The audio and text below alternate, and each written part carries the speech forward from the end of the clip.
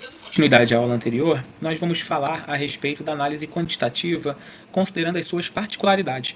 Na aula anterior, nós vimos as variáveis conceituais que permeiam a fase da análise que versa sobre o aspecto numérico, sobre a questão do prazo, do custo. Então, a análise quantitativa avalia a probabilidade e impacto sob o ponto de vista numérico. Ele realiza simulações de dado para avaliar a probabilidade daquele risco acontecer, ele avalia qual é a probabilidade de que um cronograma pode ser impactado no projeto.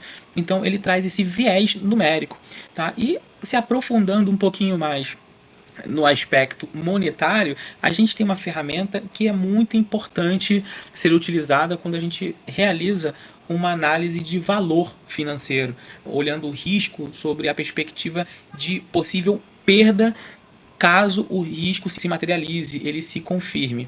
Então, na tabela, a gente tem alguns dados fictícios para que a gente possa exemplificar como é que se aplica o valor monetário esperado, o VME. Na primeira coluna, a quantidade de riscos que foram validados pela equipe do projeto, classificados como prioritários a terem alguma solução, alguma estratégia de contorno.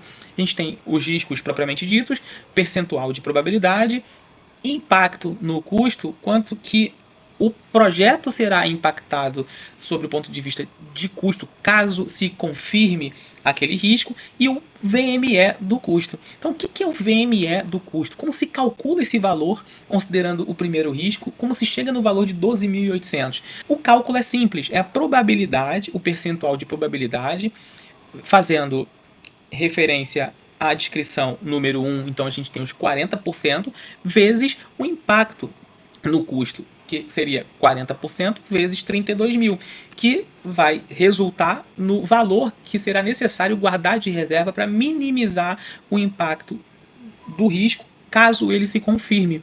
Então, como é que a gente realiza esse cálculo na prática? A gente converte o valor do percentual de probabilidade de 40 para 0,4, multiplica pelo valor do custo e o resultado será os 12.800. E aí pode surgir a pergunta muito pertinente: por que não alocar o valor integral do custo caso o risco se confirme? Porque é convencionado junto ao mercado de que a gente tem que reservar um valor proporcional à probabilidade do risco.